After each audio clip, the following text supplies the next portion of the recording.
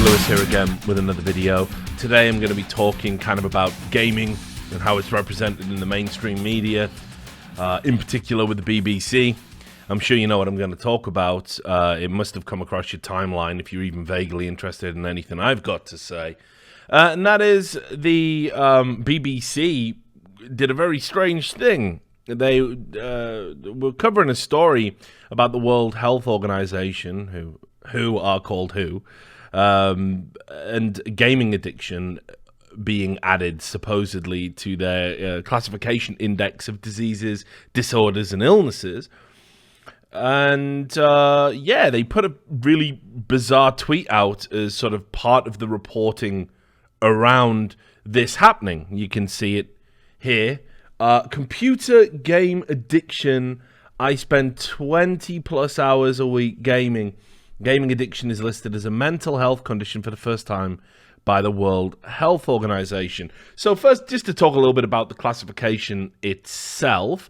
It's kind of a little bit misrepresentative of what the BBC have said there. But yes, this is indeed a first. As somebody that's kind of resisted the negative media portrayal towards gaming enthusiasts, this is a watershed moment in a lot of ways. This is an important happening. This is people potentially being classified as addicts for prolonged bouts of gaming. On the surface of it, you might think, well, look, there's never been any credible scientific studies that kind of validate this idea of games addiction no more than sort of any other addiction, psychological-based addiction related to the release of dopamine receptors. But it's become more and more of a pressing issue. The rise of loot boxes, the sort of skewing younger of gamers. So I understand there's kind of a lot of pressure from the World Health Organization to recognize the concerns of parents in particular to be able to do something about children that are displaying negative behavioral types. Now, the BBC decided to lead with this 20 hours a week thing. I have no idea why. I'm going to demonstrate they are the only publication that pulled this number probably out of their ass. It's ridiculous. I think we can all agree doing something for 20 hours a week would not an addict make. Professional sports people will practice for 20 hours, a lot more than 20 hours a week. Are they addicted, or do they recognize the benefits of practice? It doesn't even sort of recognize the competitive element of gaming anywhere in this torrid little video. It just shows kids playing and saying, yeah, I like games. It's escapism. And then it kind of just says at the end, you can have too much of a good thing, though. Yeah, we all know that. So really strange that they went with this 20 hours a week thing. But you can see from the replies, people aren't having it. A guy goes, I spend 20 hours a week reading. That's probably fair for myself. I wouldn't consider myself a reading addict. I spend 20 hours or more on the internet. I spend 20 hours or more recording content a week. Is this all addiction? Probably not, right? Are we addicted to work? I fucking hope not. Most of us live for the weekend, right? Well, we certainly spend more than 20 hours a week working. So it's a very bizarre assertion. But as I said, I couldn't find anybody else that was talking about this 20 hours a week number. Because the way it's being represented here by the BBC is World Health Organization comes out and says gaming addiction is real, and somehow this 20 hours a week number is factored into that reality. No, not at all. I'll demonstrate for you here. I'll bring up the Google search. You can go check this out yourself. The only publications talking about 20 hours a week, look, BBC, BBC, BBC, BBC. It's all BBC. No, there isn't anyone else talking about this 20 hours a week number. Like, literally nobody. I couldn't find it. I searched, all over. I checked every other publication, control effing my tits off. Couldn't find nothing. The only other publication I could actually find that had this 20 hours a week, or rather the 20 hours number mentioned, was at CNBC. And you'll notice here, it's not 20 hours a week. It's 20 hours a day they talk about. Now, I think, look, we've all pulled marathon gaming sessions, you know, when a World of Warcraft expansion comes out, when you get a brand new game and you just lose all track of time. Happened to me during Civilization, when Civilization 2 came out. Fuck me, used to go hours and hours and hours, you know, day and a half without sleep, no problem. Just like one more turn. Not addicted. I'm just enjoying the game, and I'm saying, you know what, fuck going to work tomorrow, because I'm due a sick day anyway, you know, or fuck going to lectures at 9 a.m. because it's an atrocity for a student to have to do that. You know, it's 20 hours a day is certainly excessive. I can't do it now. I'm too old. The days of the 20-hour gaming session are fucking well behind me, but I have done it. I've played fucking Risk with my friends when we've been out at a caravan drinking all night for fucking, you know, all night until someone wins, you know. Mad nerd points for admitting that, but I'm not addicted. It's not the norm. But generally, the reports everywhere else seem to be pretty tempered. They talk more about the happening, more about why it's significant, what things could change. They wheel out the addiction experts who say, these are things to watch out for addiction. Does your child have temper tantrums when you tell him to stop playing? You know, is he highly strung? Is his schoolwork starting to suffer? Is he stealing to fund his gaming habit? You know, basic shit that you would apply to any nebulous addiction behaviors. Or rather addiction-related behaviors. So that's fine. That's perfectly fine reporting for me, right? The issue isn't with the World Health Organization. A lot of people are lashed out. Oh, the World Health Organization doesn't know what it's talking about. I'll show you what they said. It's not anything like what the BBC have reported. And now what you got to remember is the BBC have had this fucking bee in their bonnet about trying to make everybody believe in games addiction. It's an agenda-driven nonsense. Now, a lot of you people who follow my YouTube channel, because I don't think I even had a fucking YouTube channel back then. In 2010, I got into it with the BBC because they put out an absolutely awful documentary on Panorama that basically tried to conclude games addiction was real. It was pervasive among gamers. And as part of that, first of all, they did the usual thing of let's just cherry pick the most extreme examples. So, you know, China and Korea, where they found like examples of kids being neglected by parents, and they carefully omitted the fact that the parents had mental health problems, were known to social services, but the government officials couldn't take the child away, and that's why the child ended up starving to death. It wasn't games addiction; they just had a plethora of mental health problems. They cherry-picked all these examples, but then what I was told, because they went to an iSeries, which, again, if you don't know what that is, that's one of the biggest LAN events in the UK. It's run by Multiplay. They went to iSeries and interviewed people and were like saying to them, oh, so tell me about games addiction. And people would say the same shit that I've just kind of said. Oh, when a new World of Warcraft expansion came out, I used to play for, 16 hours in a row, and then I'd sleep for 4, and then I'd wake up and I'd start playing again. But that was just when I was younger, and I've totally got a handle on it now. And what they did was they got them to sign the waiver forms, and then they just cut that sentence down. So the second part of the sentence that said, hey, I got a handle on it now, I'm not addicted to games, didn't make it to the broadcast.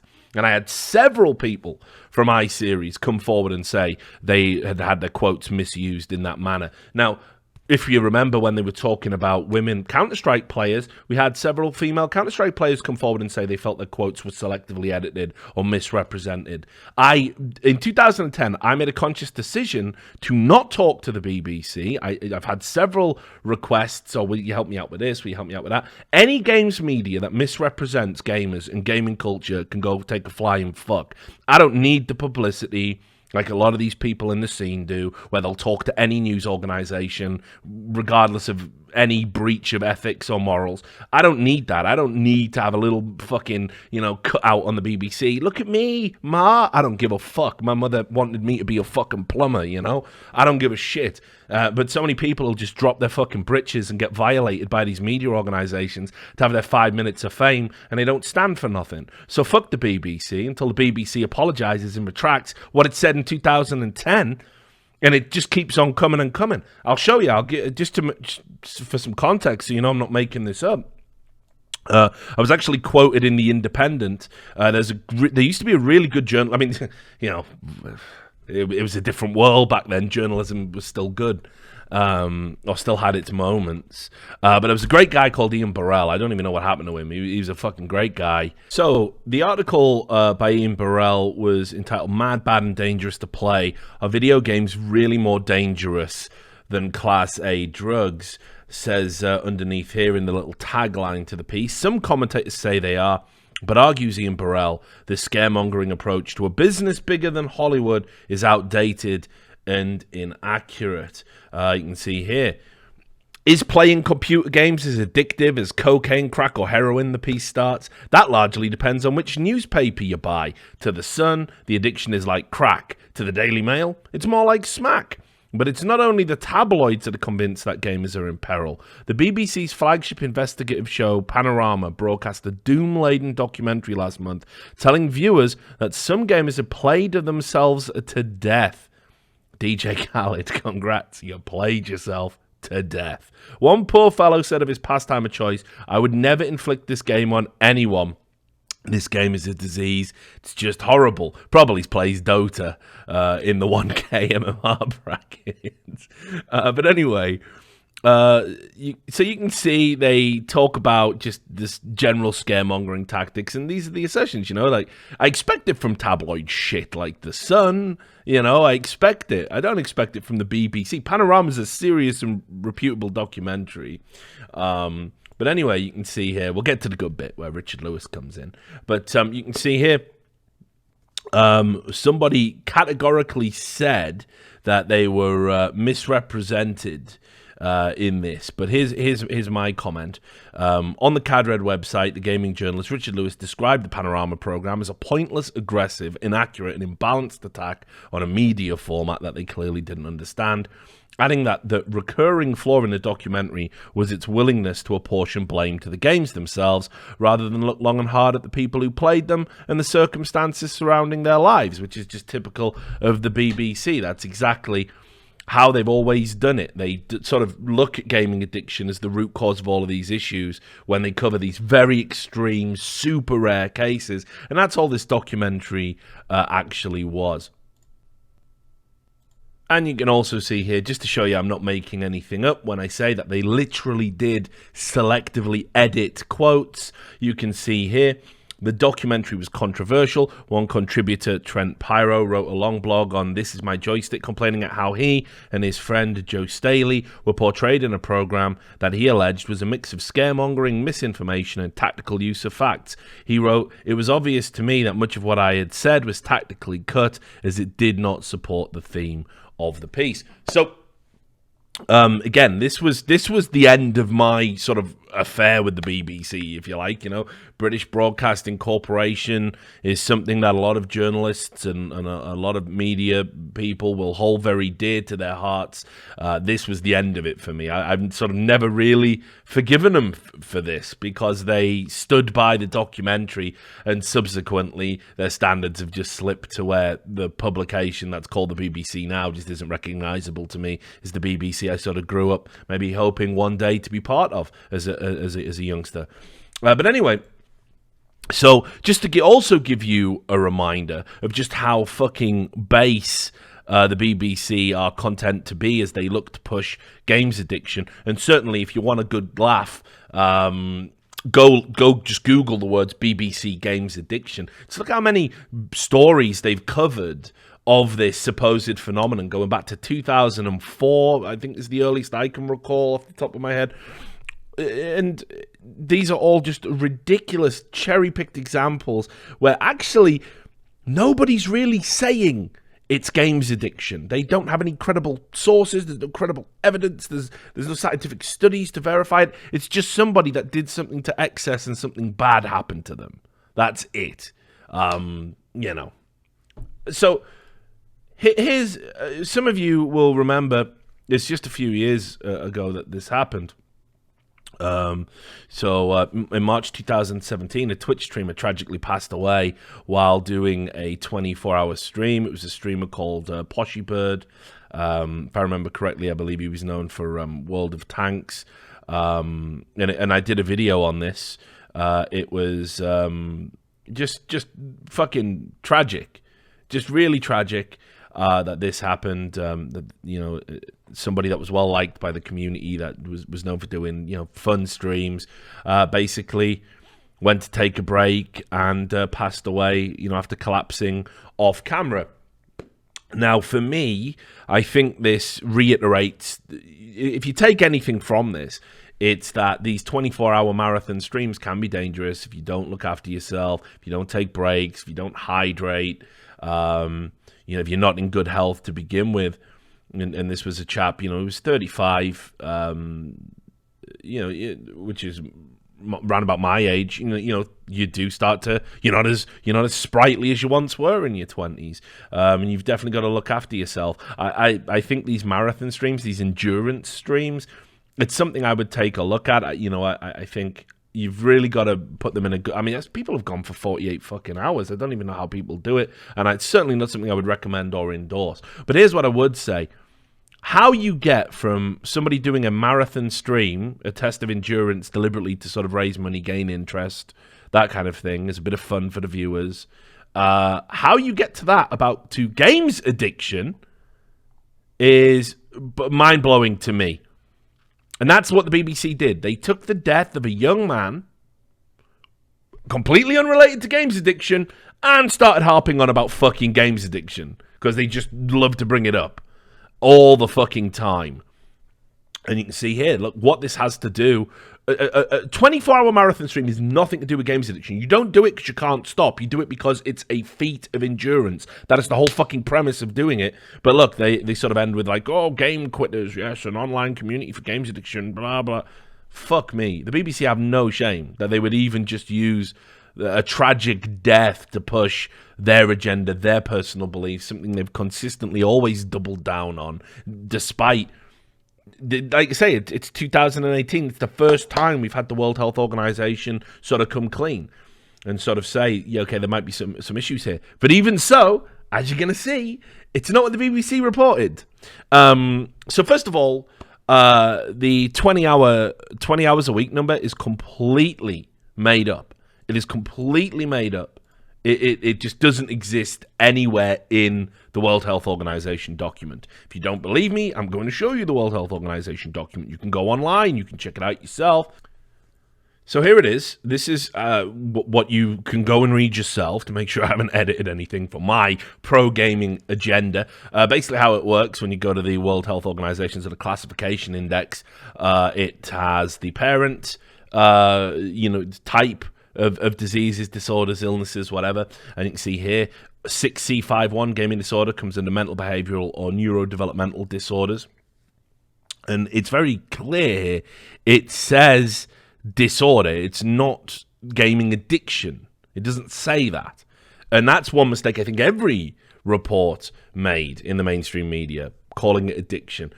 Because it's something that the World Health Organization... The World Health Organization is a reputable organization. It's the sort of benchmark go-to for a lot of things, which isn't to say it hasn't become politicized and there's some elements in it which I'm sure people will disagree with, but for the most part this is the benchmark. If it's in here, you can get treatment for it. There's an expectation societies will provide treatment for it. There's an expectation that grants will be awarded for research in these areas. They don't just use words willy-nilly, is what I'm trying to say. They don't just randomly select words. They're very specific, deliberately so. They're a scientific organization.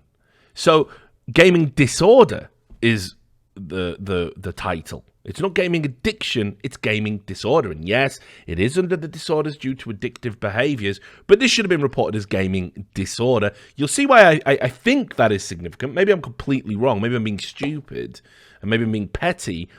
But this is why I think it's important, because listen to how it's described. Gaming disorder is characterized by a pattern of persistent or recurrent gaming behavior, digital gaming or video gaming, which may be online, which is manifested by 1. Impaired control over gaming, which is onset, frequency, intensity, duration, termination, context.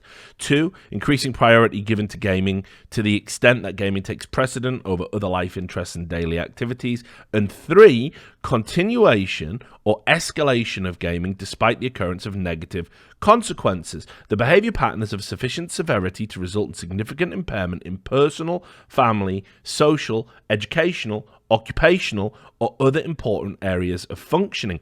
The pattern of gaming behavior, again, behavior, not addiction, may be continuous or episodic and recurrent. The gaming behavior and other features are normally evident over a period of at least 12 months in order for a diagnosis to be assigned, although the required duration may be shortened if all diagnostic requirements are met and symptoms are severe. That's it.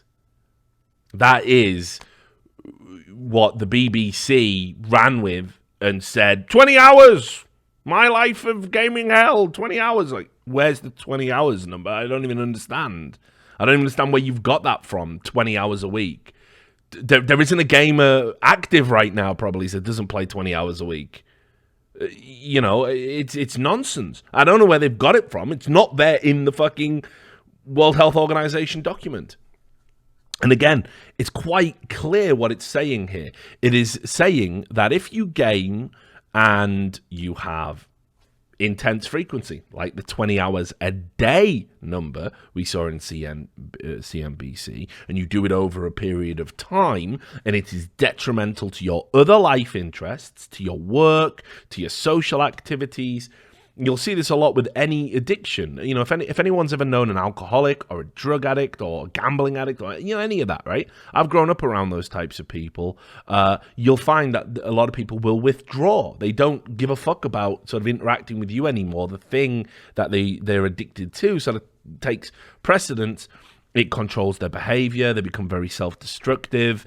They might, you know, break the law to fuel that addiction. They may become emotionally abusive to people that try and intervene and get them to stop. We all, you know, look, I'm sure many of you watch this video know what the fuck I'm talking about, tragically. But the reality is, it even says here that this would have to be over a period of about 12 months for a diagnosis to be assigned. So you'd have to be repeatedly self-destructive with games as your sort of destructive drug, destructive, you know, whatever you want to call it, destructive behavior of choice. You would have to have all of these things sort of present for 12 months before they were comfortable with the diagnosis, except in the most extreme case where the symptoms are severe and all diagnostic requirements are met. Why is this not? None of this has been reported. None of this has been taken and put there in the mainstream report. Certainly not in the fucking BBC. They don't give a fuck. They've literally just, gaming disorder, that means addiction, right? Let's get the fucking hammer out. Yeah, we were right all along. Boom, boom, boom, file it. It's gibberish. It's crazy to me. That, for me, is actually quite reassuring. And I'm glad it's in. I'm glad it's in there. And I'll get to my next point. I'll tell you why I'm glad it's there. Because, honestly, yes, we've all known gamers like that. We've all known gamers who fucking play too much. We all know the gamers who play too much, stay up, fucking don't wash, don't look after themselves, fucking all they talk about's the game, the ones who get fucking mega angry with people if they're gonna lose, and they're willing to throw away, like, you know, friendships over video games. Like, we all know those motherfuckers. We've all come across them. Those people probably do have a problem now. If they were doing it for a fucking long period of time, like a fucking year, yeah, they should probably wake up and smell the coffee that they maybe do have a problem. But I can count those people on one fucking hand. The vast majority of gamers, ones that game for much longer than 20 hours a week, are very well-balanced, responsible adults that choose to do this as their passion. It's their mode of escapism. They don't want to read a book. They don't want to watch TV. They don't want to go to the movies. They want to play fucking video games. And what's the fucking problem? They're not doing cocaine. They ain't fucking at the bottom of a bottle. You know, well, what's the issue here? And I think what's reassuring about what the World Health Organization has said is that, you know, unless you've got all of this shit going on, gaming's fine. It's fine. And again, deliberately sort of strayed away from using the word addiction in its classification, which I think is very responsible until further research is done. So, absolutely no issues with the World Health Organization. If you've been sort of told that they're the problem, Don't think that. You've been lied to, again, by the media. But here's why it's important it's in. I remember a story 2 years ago. I think we covered it on the podcast. I've got a report here from the Telegraph about it, which is basically there was a little bit of a furor. The World Health Organization had classified women and men, if you were single, because it takes two to fuck and make a baby, for the most part. We live in a brave new world. We've all read Transmetropolitan. You are infertile, technically. And people went mental about this. People go, what the fuck? I'm not infertile. I just can't get fucking laid, you know? Like, it's not the same thing. And the World Health Organization changed that classification. And there was a little bit of a, the world's gone mad, hasn't it? It's fucking weird. The reason they did this was so men who were, in particular men, it was actually a sort of pro-male movement to get this done.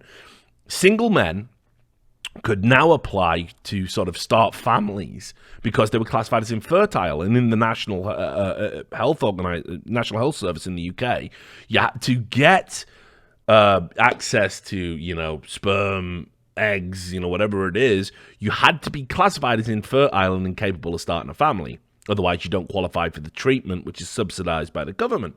So, boom.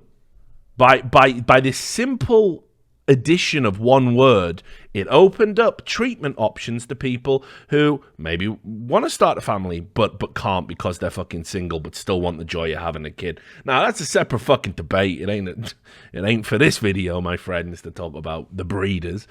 But the reality is, just by simply adding that and changing that word, it enabled people to get treatment they wanted. So this is why I think it's an important thing that it's in there, because there are going to be people who they don't have a handle on their gaming. And now, by having this classification in that document, they can get psychological help. They'll have access to counselors. They'll have access to psychiatrists, access to cognitive behavioral therapy, which is, very expensive if you have to go and do it privately. And we're talking about children primarily. So having that access to that kind of treatment is a good fucking thing. Good on the World Health Organization for moving with the times. And I'm sure there's going to be more research done into it. But nowhere does it say 20 hours a week makes you a fucking gaming addict. The BBC should be absolutely fucking ashamed once again of its standard of reporting. It's embarrassing. In fact, actually, just to show you, I think they know this. I honestly think they fucking know this, because when I looked actually at the report, and again, I'll just demonstrate it for you so you can see I'm not making this up, because obviously I know, someone will come sniffing around, you gamers, you'll do anything you lie, bloody Gamergate, etc. Right? Look, gaming, 20 plus hours a week, right? So let's just click on this and we'll see what it links to. How to avoid being addicted to gaming. No mention of the 20 hours. In fact, the 20 hours in the video is just thrown out there very casually as a sort of a number. They're just, about 20 hours a week. They altered the headlines. The headlines don't sync up to what it says on the Google search. And I think they've just quietly removed the 20 hours a week number because they've realized it's patently fucking absurd. It's an absurd assertion, and it's not one backed up by the World Health Organization, by the fucking way. So anyway, I hope that cleans some shit up for people that are talking about it. I saw a lot of people talking about this and wanted me to get involved because of my history of sort of standing up against this kind of thing. But it's just classic BBC bullshit, unfortunately. This is just another reason why you shouldn't be paying your license fee. The BBC is not fit for fucking purpose, especially when it comes to like new cultures, gaming. Everybody should just give them a wide berth. Their agenda shows way too much, way too often. And this is just really poor reporting all around. So anyway, thanks very much for watching this video. Hope you had some fun. Hope you got some enjoyment out of it. Usual shit. Leave a comment below. I'll see you on the next one. Until then, take care.